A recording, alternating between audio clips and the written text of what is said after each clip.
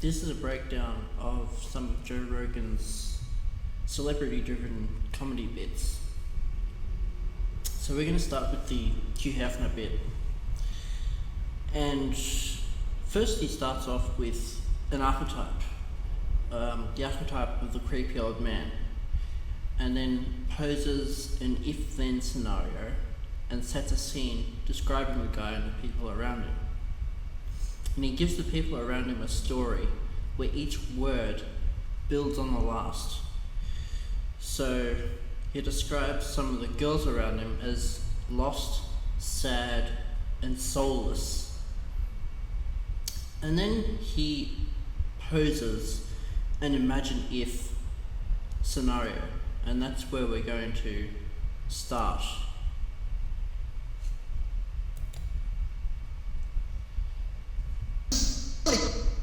I'm not gonna, because there's so many creepy old people that nobody fucks with. Like Hugh Hefner, he's another one. If that guy was young, Jesus fucking Christ, that guy is a fucking dork.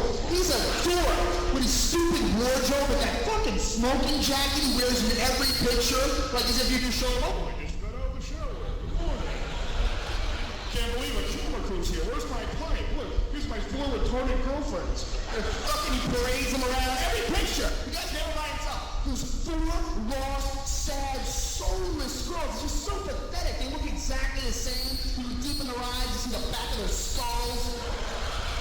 They're all the exact same length hair, same clothes on. Their names fucking rhyme. They're like Mandy, Brandy, Sandy, Cunty.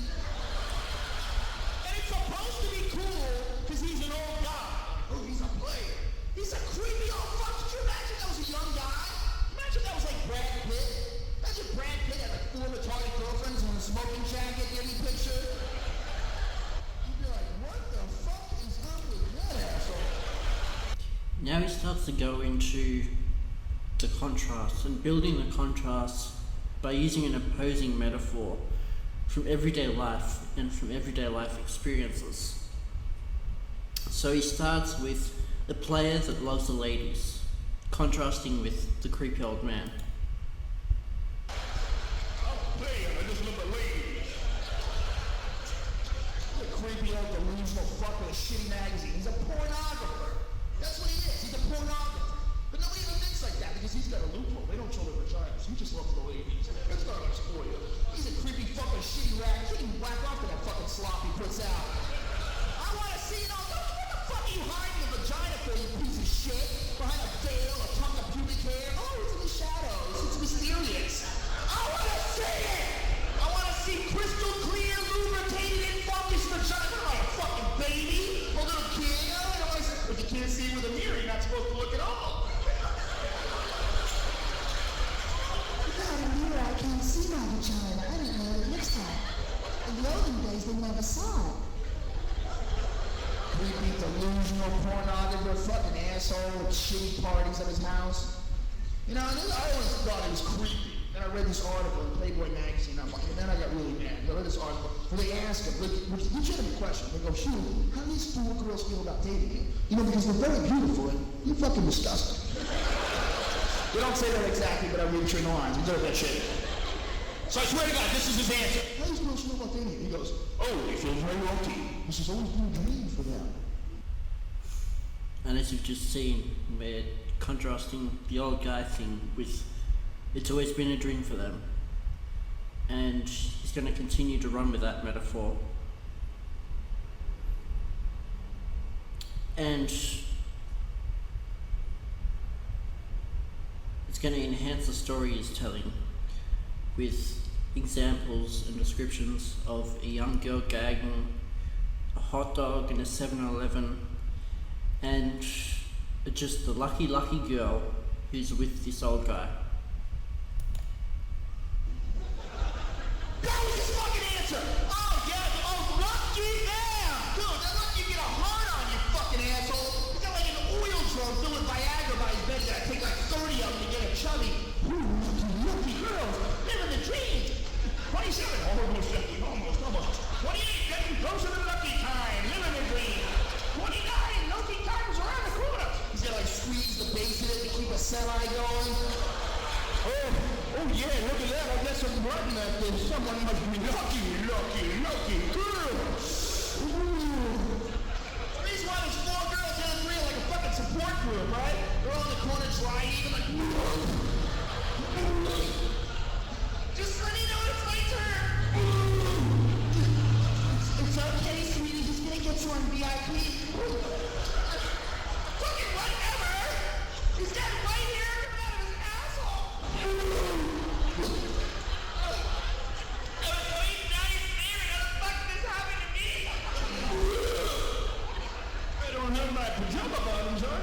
must be lucky.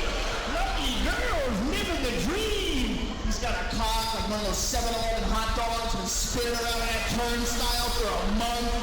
Oh, tell the wrinkles are making over there, lucky girls. Oh, living the dream. And he only orgasms like once every 7 weeks. But it's not even sperm that comes out. It's a brown fluid that resembles flat Pepsi mixed with cigarette ashes. And as soon as he comes, he loses control of his bowels. Oh, lucky, lucky!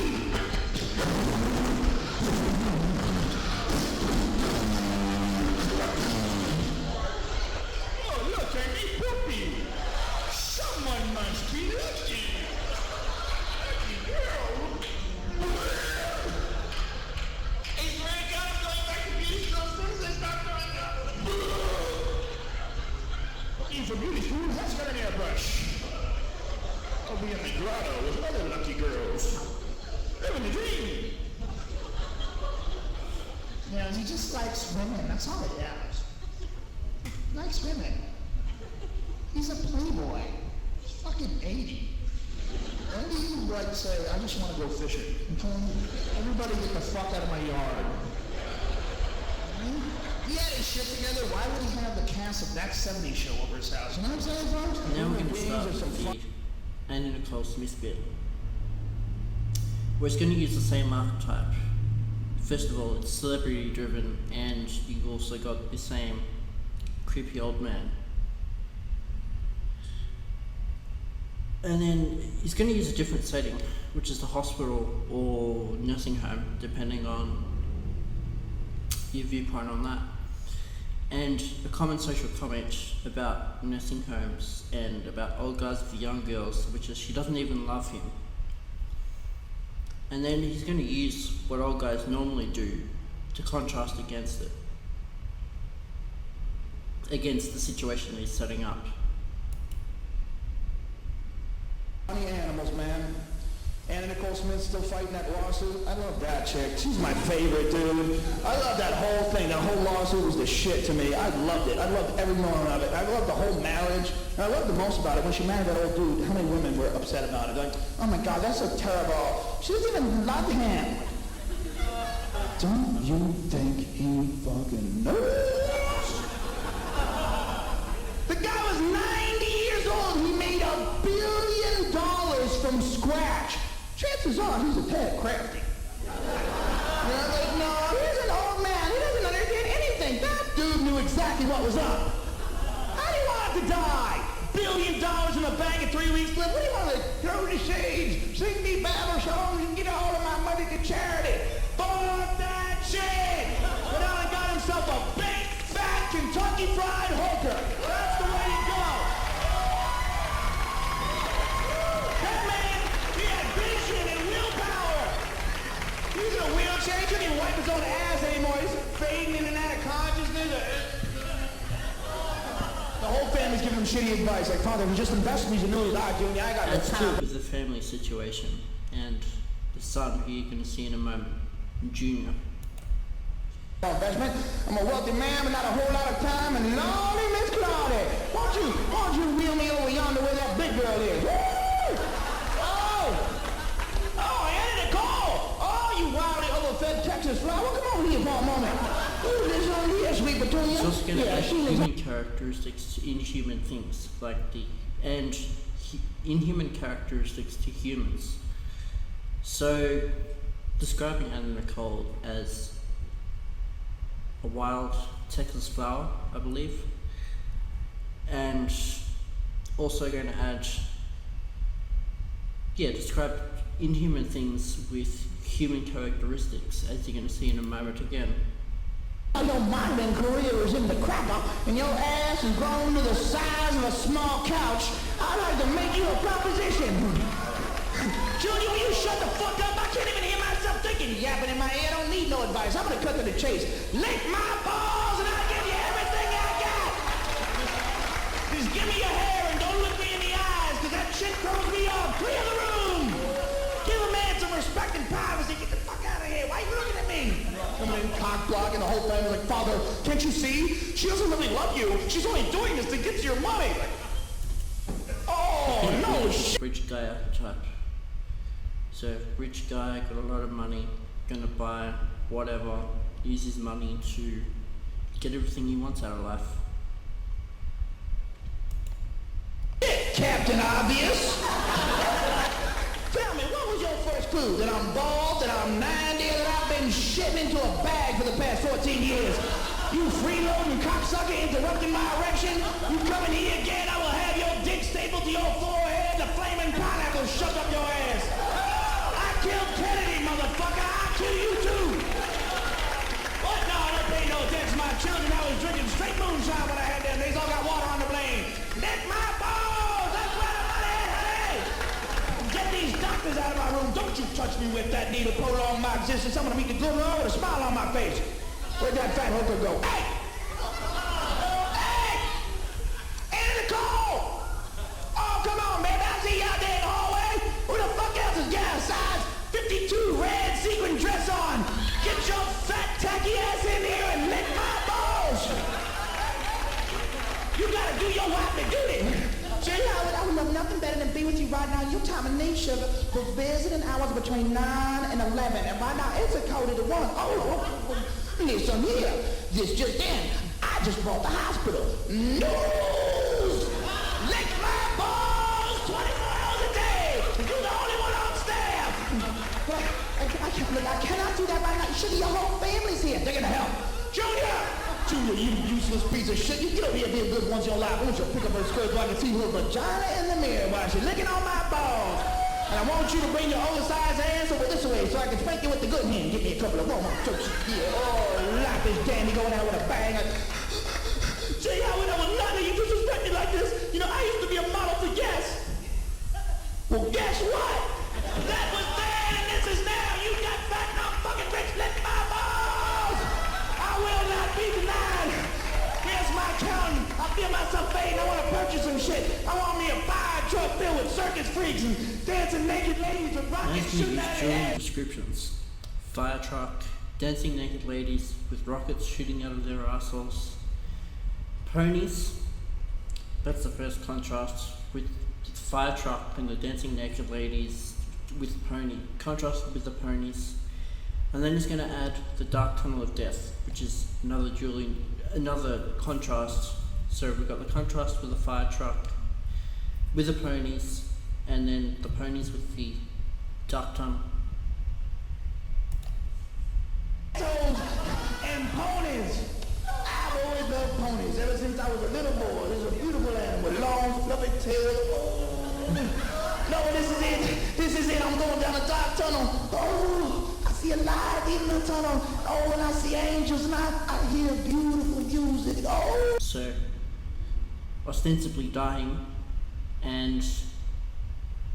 but not, as we're going to see in a moment, and then that's going to take it to the close. I believe it's time for a rim job. I'm not dead yet. Make that ass so you don't get that cash. I want you to dunk your tongue into my keister like a thirsty pit bull drinking out of a toilet bowl. I want the last breath out of my body be a fart you suck out of my asshole. And then you can keep the house. Yeah, edit that. Chuck that one up. I'm not going out like Bruce.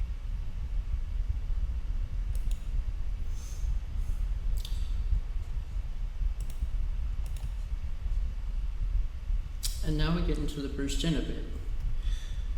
So it's going to start with a question about a premise. The premise being that that Bruce Jenner, Kaitlyn Jenner, has always been a woman trapped in a man's body. And then he's going to pose the question of how did this sudden and unexpected transformation happen? What are the possible scenarios and what may have happened? What other effects could it create? And then, yeah, we're going to see in a moment. Jenner.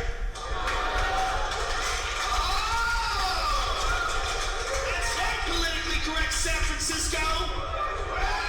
Here's my take on this Bruce Jenner thing. And, you know, everybody has their own. Not really. This is what everybody's take is. This is the take that you're supposed to have. He's always been a woman trapped in a man's body.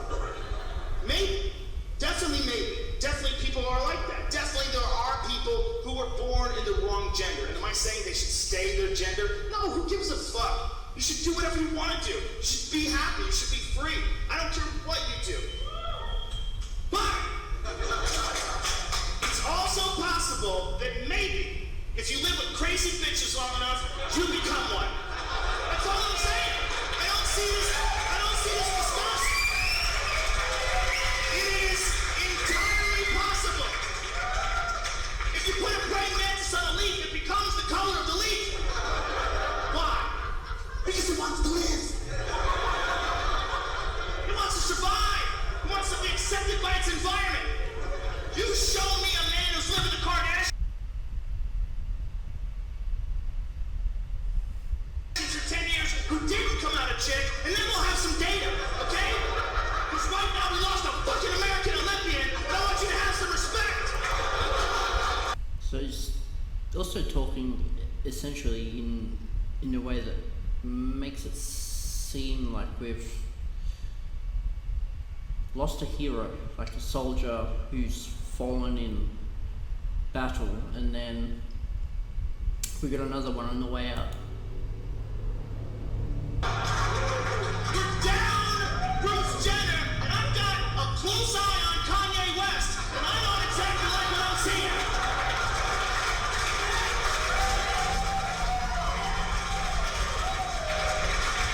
Look at Kanye West.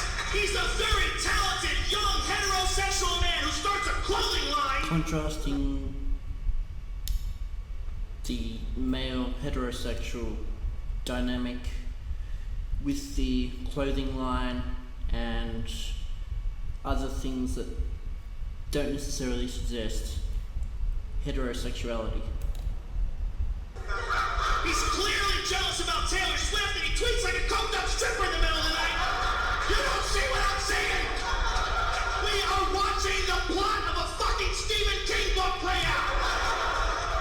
An American athletic hero moves in with a woman who's made hundreds of millions of dollars through no way anyone can explain to anyone. He breaks up with her, she turns him into a chick, the whole world tells him he's beautiful. You tell me you won't see what I'm seeing.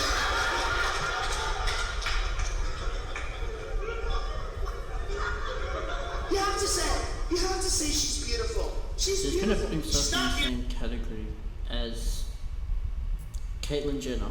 It was the thing that he's describing about her. Essentially putting himself in the same category, giving himself the same characteristics as the person he's picking on, or doing the bit about. Similar to what Andrew Schultz is doing now, but Andrew Schultz is using the same perspective as the person in the audience to create the comedy. And neither am I. Look, I look like a thumb with two thumbs. You put me in a dress, I'd be even more disgusting. Beauty's unusual. There's a lot of cool shit that isn't beautiful. 60-year-old dudes in skirts are on that list. Jesus fucking Christ! What kind of games we play here? Why are you lying to children? That's beautiful. What are my kids gonna think when they see a mountain or a rose? Is that beautiful too, Daddy? Explain. Ah! Bang! I can't! The world's gone fucking bananas! What you're saying is horribly transphobic and incredibly regressive. Missing the audience's possible objection, answering it before anybody can actually voice it. Be embarrassed at what you're doing. You're doing this just to get laughs at someone else's expense. Maybe! Or maybe Bruce Jenner. 2 seconds. Okay. So he's going to describe a story about what may have happened and describe demons. Basically, the situation is living with demons. And he's going to go deep into the details with his descriptions, describing demons with black raven's claws, kicking off designer shoes. And then he's going to go into the details of an evil demon seducing and convincing someone to do something. So it's essentially an archetypal villain trying to convince the hero to join them, calling back essentially to the fallen hero thing before. We've seen this with Saruman in Lord of the Rings and with Vader in Star Wars. It's essentially join me or die, but combined with the ultimate sales seduction offer, which is your dreams can be real if you just do this one thing. So we're going to see that example in a second. Demons. Maybe they waited by the bed until they knew he was in heavy REM sleep, so they could assume their true form. Climb up and kick off their designer shoes to reveal Black Raven's claws and clutch the edge of the bed and just whispered in his ear.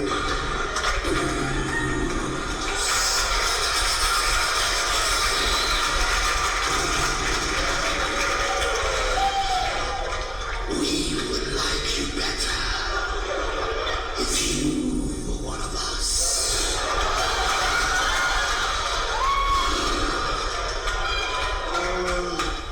I can't be one of you. I was born a man. Nonsense!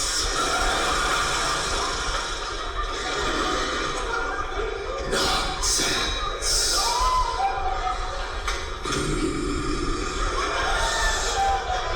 You no longer can be held prisoner by the gender of your birth. You're free.